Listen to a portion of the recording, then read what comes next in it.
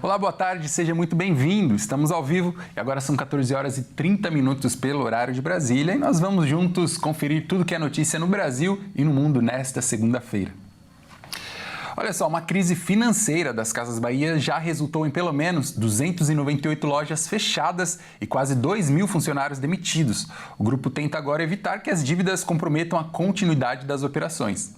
A empresa, Casas Bahia, pediu à Justiça uma recuperação judicial, que é uma maneira de continuar funcionando enquanto faz a negociação de suas dívidas. A empresa se encontra com uma dívida de 17,3 bilhões de reais. Mas até o momento isso não representa falência. A maior parte da dívida é com empresas e instituições que emprestaram dinheiro ou venderam produtos e serviços para o grupo sem receber uma garantia, além das dívidas trabalhistas e com as pequenas empresas. As Casas Bahia afirmaram que seus problemas começaram principalmente por causa dos altos investimentos em tecnologia, logística e vendas pela internet, feitos a partir de 2019. Depois, a pandemia prejudicou ainda mais o negócio, trazendo também o aumento dos juros. Com os preços e inflação no alto, as pessoas passam a ter menos dinheiro para comprar. O crédito fica mais caro e aumentam o número de consumidores que não conseguem pagar carnês e cartões. Essa situação, infelizmente, trouxe a necessidade de demitir cerca de 3.000 funcionários e fechar quase 300 unidades. Vale lembrar que a concorrência de sites e aplicativos de compras também foi um empecilho. Agora, a preocupação principal é que as dívidas possam ser cobradas antecipadamente. Se os bancos ficarem com parte do dinheiro recebido por pagamentos com cartão e Pix, até 60% do dinheiro que entra mensalmente no caixa poderia desaparecer, dificultando muito a continuidade das operações. Os brasileiros vão às urnas em 4 de outubro e o atual presidente Luiz Inácio Lula da Silva e o senador Flávio Bolsonaro já lançaram suas campanhas eleitorais. O presidente Luiz Inácio Lula da Silva e o senador Flávio Bolsonaro lançaram suas campanhas vestindo uma camisa da seleção brasileira, como seu pai costumava fazer. Na praia de Copacabana, no Rio de Janeiro, Flávio reivindica o legado do ex-presidente de extrema-direita, Jair Bolsonaro. O senador Flávio Bolsonaro, de 45 anos, foi escolhido como candidato depois que seu pai foi preso por tentar um golpe de Estado contra Lula, após perder a eleição de 2022. Durante o ato deste domingo, o candidato presidencial prometeu endurecer o combate ao crime e elogiou o modelo do presidente de El Salvador, Nayib Bukele. Além disso, em menção ao público feminino, disse que em seu governo, abusadores e estupradores de mulheres e crianças vão para a prisão e só vão sair depois que fizer castração química. Eu sei que vocês estão aqui olhando para mim nesse momento e lembrando de uma pessoa. Eu sei que eu pareço com ele,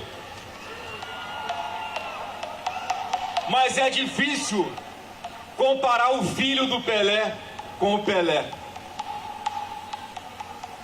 E eu estou aqui com toda a humildade, aceitando essa missão que o presidente Bolsonaro me passou, porque eu tenho a convicção que há um propósito de Deus para o nosso país.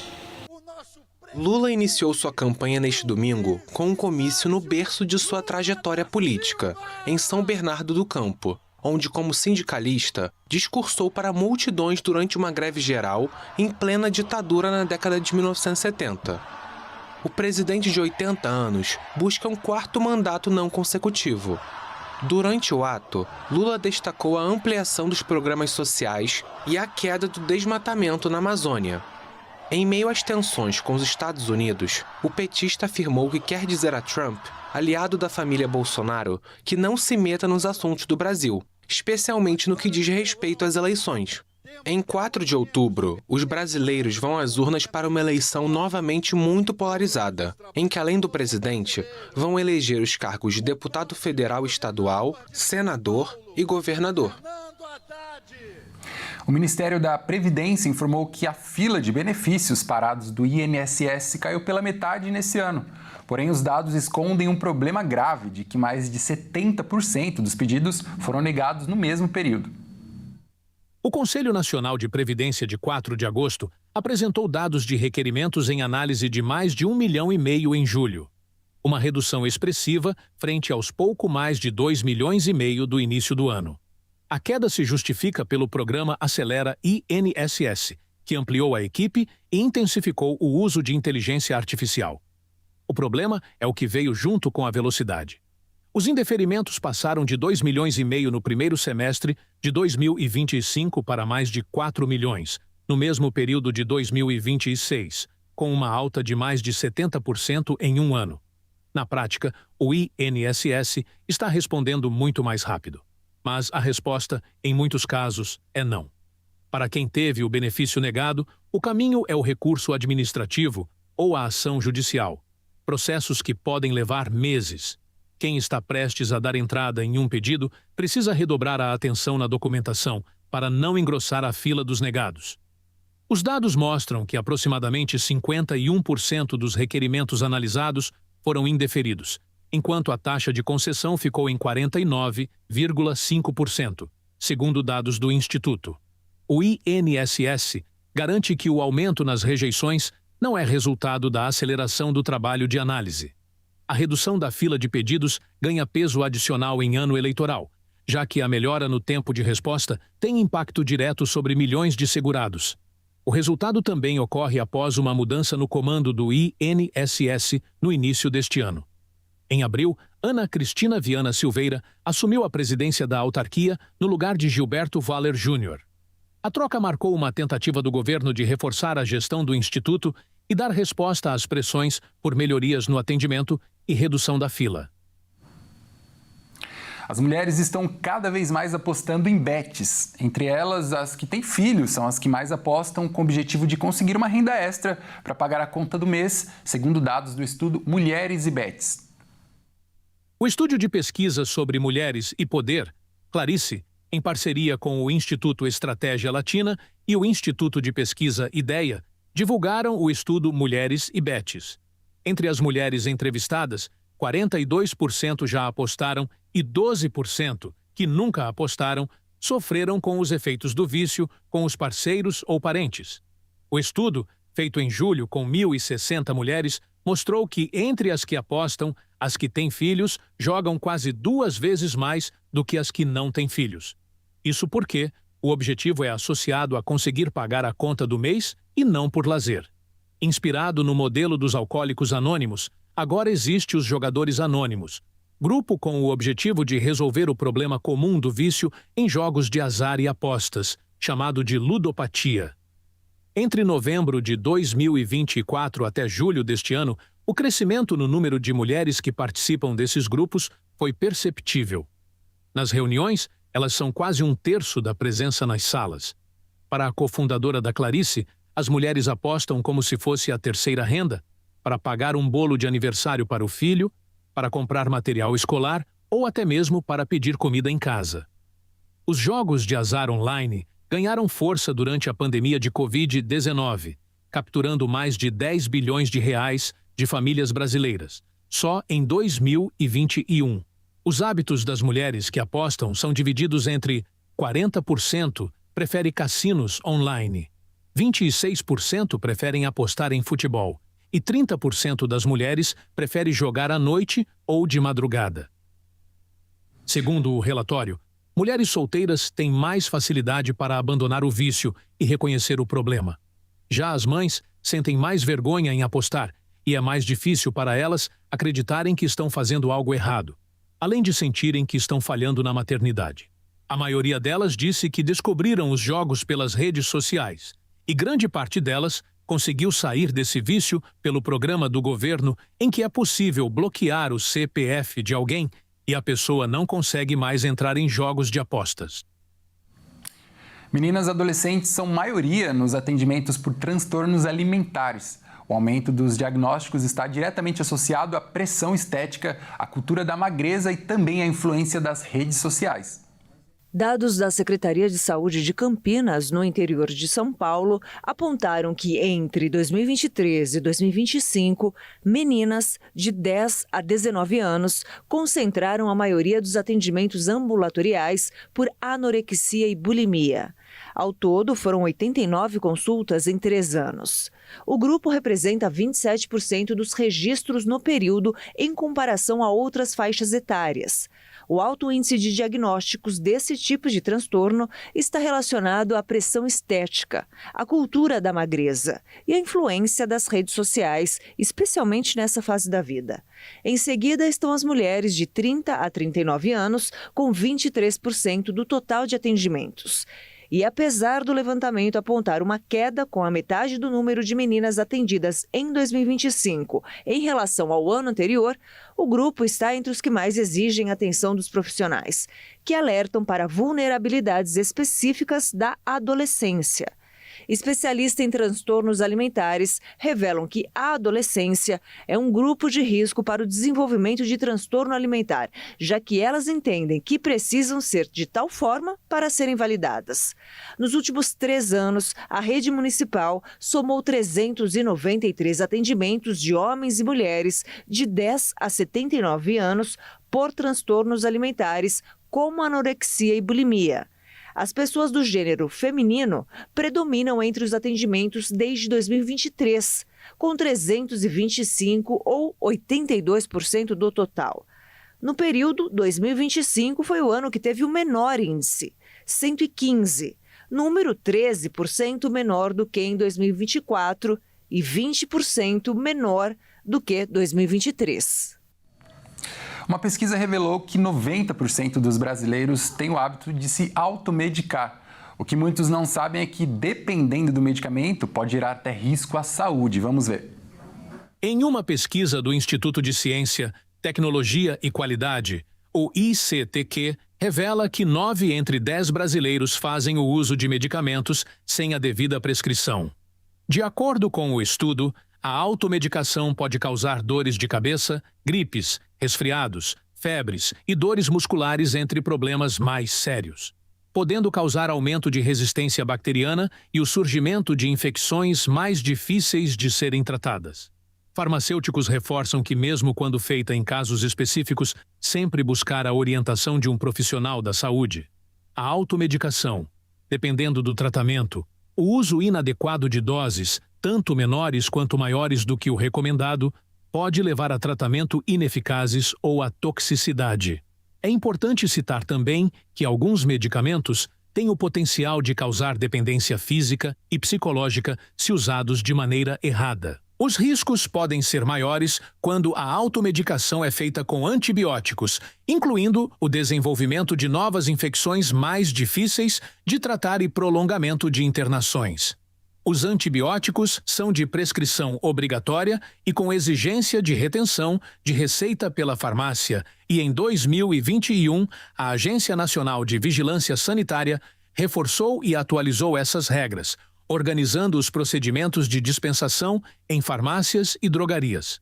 Em uma análise do alto número de brasileiros que se automedicam, os principais fatores são a facilidade de acesso a medicamentos e a crença de que as pessoas já conhecem o medicamento ideal para determinados sintomas baseados em experiências anteriores ou indicações de amigos e familiares.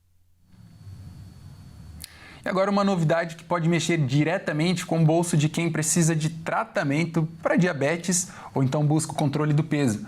A Anvisa aprovou a primeira caneta de semaglutida genérica produzida no Brasil. E a expectativa é de mais concorrência e talvez preços mais acessíveis. Uma decisão da Anvisa pode mudar o mercado de medicamentos para diabetes e controle de peso no Brasil. A Agência Nacional de Vigilância Sanitária aprovou a primeira versão genérica de semaglutida produzida no país. O registro foi concedido à EMS, que pretende levar o produto ao mercado com o nome Ozivy. A semaglutida é uma substância utilizada no controle do diabetes tipo 2 e também no tratamento para a perda de peso. Até agora, o mercado brasileiro dependia, em grande parte, de medicamentos de referência, o que podia dificultar o acesso por causa do preço. A novidade foi possível porque a EMS desenvolveu uma versão sintética da semaglutida. Segundo a Anvisa, o medicamento genérico precisa ter o mesmo princípio ativo, a mesma dose e a mesma forma farmacêutica do produto de referência. A legislação determina que os genéricos sejam vendidos com, no mínimo, 35% de desconto em relação ao medicamento de referência. Mas, por enquanto, o consumidor ainda não sabe quanto vai pagar pela nova caneta. A EMS não divulgou o preço final nem a data de lançamento do Ozivy genérico. A empresa recebeu autorização para 4 apresentações diferentes de semaglutida e o mercado deve ganhar ainda mais concorrência. A Germed também recebeu autorização da Anvisa para comercializar um medicamento similar à base de semaglutida. Com as 2 novas aprovações, a expectativa é de uma maior diversificação da oferta. E para quem precisa do medicamento, a concorrência pode representar mais opções e, potencialmente, mais acesso ao tratamento. A Polícia Federal cumpre mandados de busca e apreensão a um grupo criminoso no Rio de Janeiro, suspeito de fraudar CPFs. De acordo com a investigação, até mesmo agentes responsáveis pelo atendimento nas redes credenciadas teriam feito parte da corrupção. A Polícia Federal deflagrou na manhã desta segunda-feira a Operação Malebolge para desarticular um grupo investigado por fraudes na emissão de inscrições no cadastro de pessoas físicas. Segundo a investigação, os suspeitos utilizavam documentos falsificados para obter CPFs de forma irregular e teriam recorrido à corrupção de agentes responsáveis pelo atendimento em unidades credenciadas. Ao todo, os policiais federais cumprem 8 mandados de busca e apreensão expedidos pela Justiça Federal em endereços na capital e em Nova Iguaçu, na Baixada Fluminense. A operação se concentra principalmente na região de Jacarepaguá, incluindo a Cidade de Deus, apontada pelas investigações como provável área de atuação de parte dos investigados. A ação começa após a Polícia Federal identificar sucessivas tentativas de emissão fraudulenta de CPFs. Durante os levantamentos, os agentes identificaram indícios de que integrantes do grupo apresentavam documentos civis falsificados para conseguir inscrições de forma irregular junto à Receita Federal. Segundo os investigadores, os suspeitos poderão responder pelos crimes de falsificação de documento público e corrupção ativa. A PF segue com as diligências para apurar a atuação do grupo e esclarecer a extensão das fraudes. E o Mato Grosso do Sul recebeu um alerta de calor nesta semana que pode ultrapassar 40 graus. Vamos conferir. O predomínio de um sistema de alta pressão atmosférica mantém o tempo firme, com sol e variação de nebulosidade em grande parte de Mato Grosso do Sul nesta segunda-feira. A estabilidade do tempo eleva as temperaturas em todo o estado e deixa o ar excessivamente seco, com termômetros que podem atingir pico de até 42 graus. De acordo com o Centec, Centro de Monitoramento do Tempo e do Clima, as regiões Pantaneira, Norte e Nordeste devem ter as maiores temperaturas. Nessas áreas, os índices de umidade relativa do ar podem despencar para valores entre 10% e 30%. A amplitude térmica será expressiva, com variação de 15 a 20 graus entre a mínima do amanhecer e a máxima da tarde. Paralelamente, o INMET, Instituto Nacional de Meteorologia, emitiu 2 alertas de seca para os municípios sul-matogrossenses. O alerta laranja, que indica perigo por umidade entre 12% e 20%, abrange 19 cidades. Já o alerta amarelo, de perigo potencial, atinge 40 municípios. As condições de calor intenso e baixa umidade elevam o risco de queimadas florestais. Diante disso, autoridades reforçam a proibição do uso de fogo para limpeza de lotes, manejo de vegetação ou queima de lixo. A recomendação para a população é reforçar a ingestão de líquidos, evitar a exposição no sol nas horas mais quentes do dia e redobrar os cuidados com crianças e idosos. Bom, na cidade de Petrópolis, no Rio de Janeiro, um ônibus que voltava para Minas Gerais com 56 passageiros a bordo tombou, deixando mortos e feridos. Vamos ver.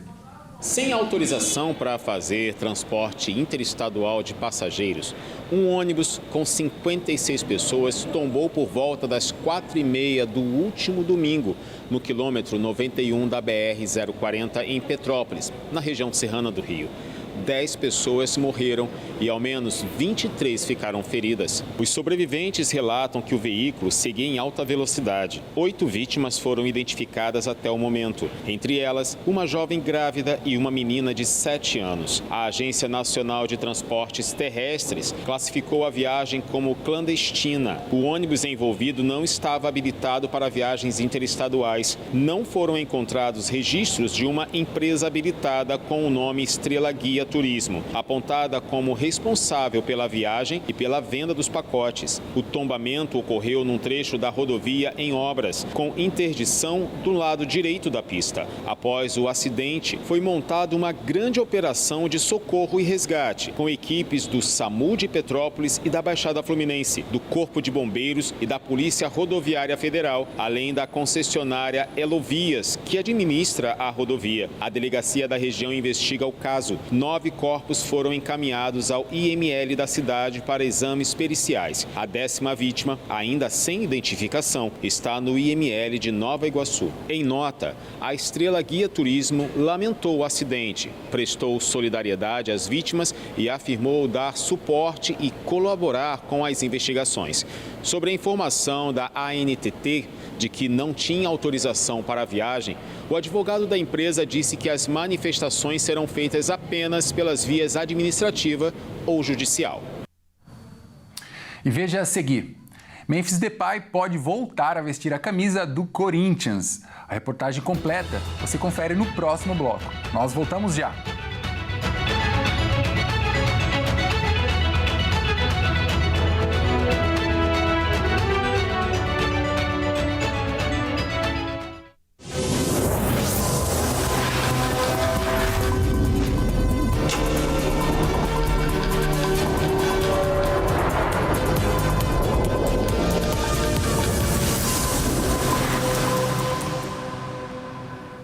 Olá, nós estamos de volta, seja bem-vindo mais uma vez.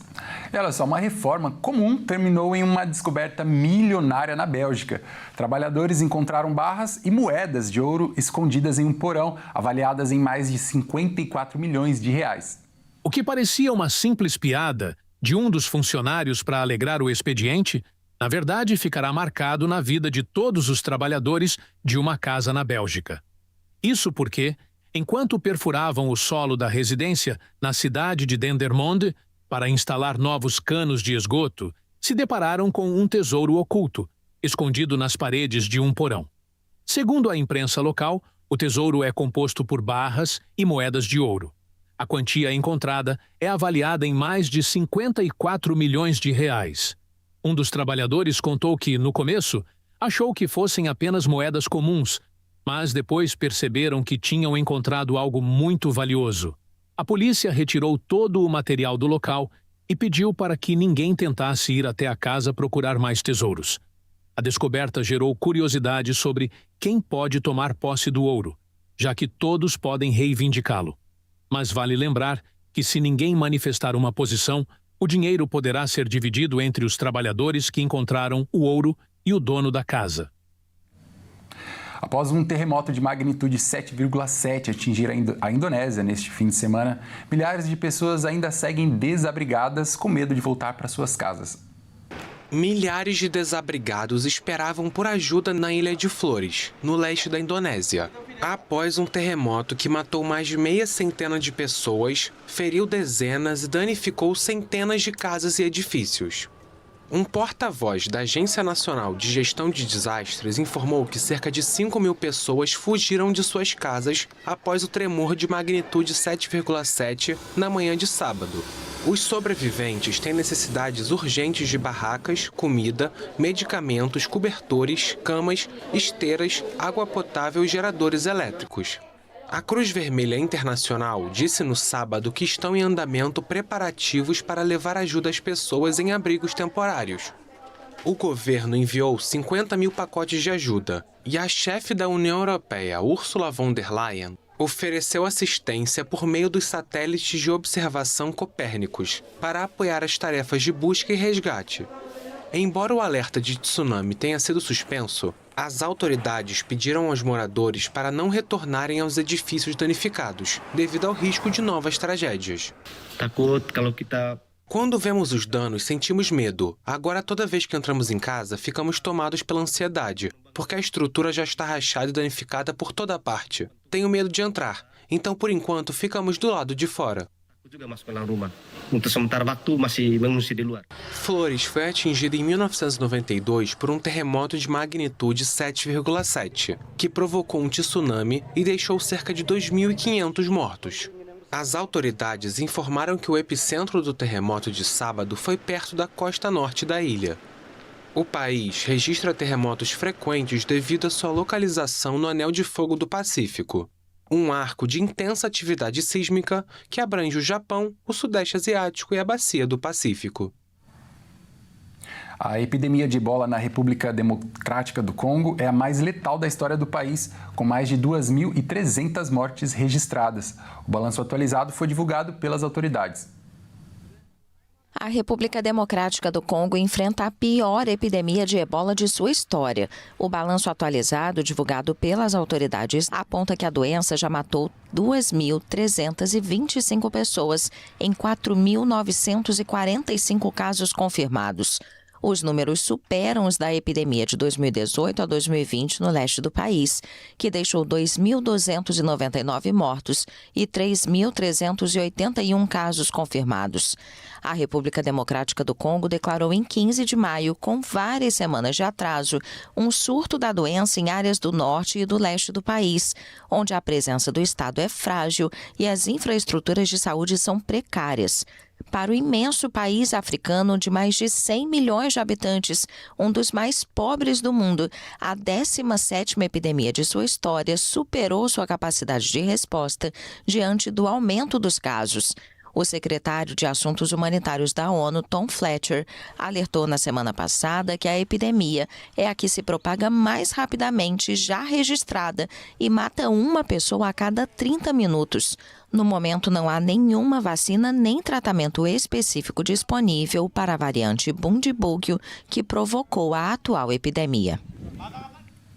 Bom, e agora é hora de falar de esportes aqui no Redação Hit.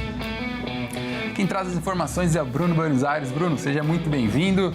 Bom, a novela entre Corinthians e Memphis Depay parece que não chegou ao fim, não é? Boa tarde. Isso mesmo, Caio. Boa tarde a você e também a todos que nos assistem. Bom, após uma longa novela, Corinthians e Memphis Depay voltaram a se aproximar de um acordo. O atacante aceitou reduzir algumas exigências financeiras e a renovação por mais 2 anos pode chegar a 125 milhões de reais. Depois do Corinthians anunciar a saída de Memphis Depay e as negociações praticamente chegarem ao fim, as conversas foram retomadas e avançaram nos últimos dias. Segundo a TMC, as partes chegaram a um acordo verbal de 110 milhões de reais fixos por 2 anos de contrato. Além disso, existe um teto de mais 15 milhões de reais relacionado a ações de marketing. Com isso, o valor total da operação pode chegar a 125 milhões de reais. A reviravolta partiu do próprio Memphis. O jogador aceitou flexibilizar as condições financeiras para tentar permanecer no clube. Inicialmente, os valores discutidos chegavam a aproximadamente 157 milhões de reais, incluindo pendências do contrato anterior. A diretoria corintiana tinha como objetivo reduzir o custo da operação em cerca de 30 milhões de reais. Com as concessões feitas pelo holandês, esse objetivo foi alcançado. Memphis também teria demonstrado interesse em continuar no Brasil por causa da identificação que criou com o Corinthians e da adaptação ao país. Apesar do otimismo, ainda não há assinatura. Os departamentos jurídicos do clube e do jogador precisam concluir a minuta do novo contrato, com detalhes sobre prazos, produtividade e garantias financeiras. Memphis chegou ao Corinthians em 2024 e teve papel importante nas conquistas recentes do clube. Agora, depois de uma negociação que parecia encerrada, o camisa 10 está novamente perto de permanecer no Parque São Jorge. Bruno, na Inglaterra, a torcida do Chelsea tem pegado no pé justamente do capitão do time, né? Conta pra gente o motivo aí. Pois é, Caio. Bom, na Europa, as equipes terminaram aí a pré-temporada com amistosos em um dos jogos do Chelsea. O meia Enzo Fernandes foi vaiado após polêmicas envolvendo o seu nome em negociações e também na eliminação da Copa do Mundo. Vamos conferir. Após a volta da Copa do Mundo, Enzo Fernandes retornou à Inglaterra e sua relação com a torcida dos Blues não é das melhores. Em um amistoso na pré-temporada, quando o nome do meio-campista foi anunciado, e durante sua participação na partida, vaias partiram de setores das arquibancadas. Outra parcela dos torcedores respondeu cantando o nome do argentino, numa demonstração da divisão que se instalou em torno de um dos líderes do elenco. As causas disso acontecer não partem de um único episódio. O nome do meia já havia sido especulado em outros times, como o Real Madrid, e Enzo se demonstrou interessado em defender o clube espanhol, o que aumentou as críticas em cima do atleta. Enzo esteve presente na eliminação da Inglaterra, há menos de um mês, quando a Argentina venceu os ingleses por 2-1 na semifinal da Copa do Mundo, encerrando novamente a tentativa de conquistar o torneio pela primeira vez desde 1966. Vamos sair do futebol agora, Bruno, porque na ginástica o Brasil tem levado a melhor e tem sido até mesmo campeão, né? Exatamente, Caio. Bom, na Alemanha, o conjunto do Brasil conquistou o ouro no Mundial, de ginástica rítmica e conseguiu também a classificação antecipada para as Olimpíadas de 2028. Além disso, o Brasil também se tornou um dos favoritos na modalidade para levar o ouro. Vamos ver. Em Frankfurt, na Alemanha, o conjunto do Brasil conquistou a medalha de ouro no Mundial de Ginástica Rítmica com Bolas. As brasileiras Duda Aracaki, Sofia Madeira, Nicole Pirício, Mariane Gonçalves, Maria Paula Caminha e Júlia Curunquize conseguiram uma pontuação de 29.450 pontos, a maior nota do mundo de toda a temporada dos conjuntos. O Brasil chegou à final da série, simples apenas com a 8ª e última vaga. Já tinha conquistado a vice-colocação em 2025 e neste ano o bronze na prova geral, a prova olímpica, que soma as duas séries. Desta vez, a medalha veio acompanhada da inédita vaga antecipada para as Olimpíadas de Los Angeles em 2028.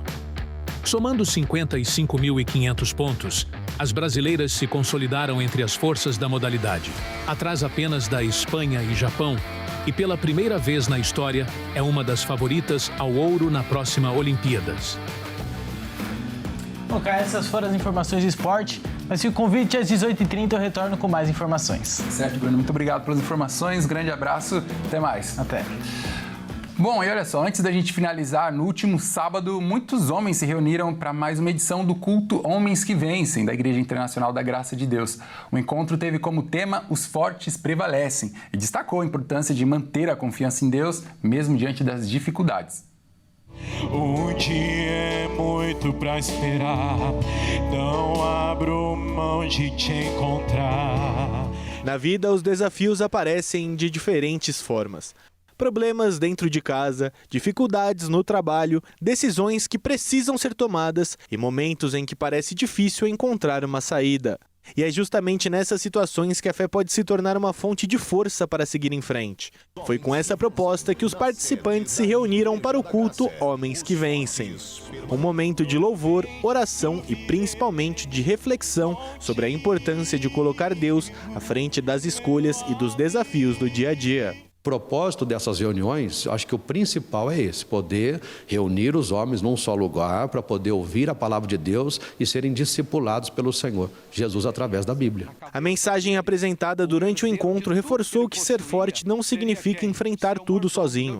Para os participantes, reconhecer os próprios limites também faz parte da caminhada. E é na busca pela direção de Deus que muitos encontram forças para continuar, mesmo quando as respostas não aparecem de imediato. E a gente vê o agir do poder do Espírito Santo sobre a nossa vida. Então eu procuro andar sempre buscando ao Senhor uma visão espiritual, buscando estar na presença do Senhor, que é a própria palavra, lendo a palavra e praticando. A reunião também foi um espaço para compartilhar experiências, histórias diferentes, mas que têm em comum a busca por esperança, equilíbrio e uma vida guiada pela fé. Pronto, tá cheio, não dá para colocar mais nada. O que tem a ver? A pessoa cheia do Espírito Santo, não há lugar para o diabo na vida dela. Entre uma oração e outra, os fiéis foram convidados a olhar para os próprios desafios de uma maneira diferente. Não como motivos para desistir, mas como situações que podem ser enfrentadas com perseverança e confiança em Deus. E é nesse momento que o tema escolhido, Os Fortes Prevalecem, ganha um significado ainda maior. Porque a proposta do culto nunca foi dizer que quem tem fé não enfrenta dificuldades. Pelo contrário, é dizer que as dificuldades virão. Mas com confiança em Deus, encontramos uma força muito maior para superar qualquer obstáculo. E em busca dessa força, que muitos homens se reuniram aqui hoje. E essa força também aparece na família, no trabalho e nas escolhas feitas todos os dias. Para quem participa do culto, levar a palavra de Deus para fora da igreja é uma forma de transformar a fé em atitude e enfrentar os desafios com mais esperança. Parece que a gente está tendo um encontro novamente com Deus, porque a gente se sente bem do estresse do dia a dia. Quando você chega aqui, sai tudo. Mais do que um encontro, o culto deixou uma mensagem de perseverança. A de que momentos difíceis fazem parte da caminhada, mas não precisam definir o futuro. Porque para quem acredita, prevalecer não significa nunca cair ou não ter problemas. É encontrar forças para levantar, seguir em frente e confiar que Deus continua ao lado. Ainda que você esteja na tal fornalha, escolha ficar com o Senhor, porque essa situação não vai prosperar contra você no nome de Jesus. Todo tempo tu és tão bom, com todo fôlego que tenho, eu cantarei na bondade de Deus. Bom, essa edição fica por aqui. Muito obrigado pela sua companhia. E para você que nos acompanha pelo Hit Notícias, fique agora com a sua programação local. Tchau, tchau.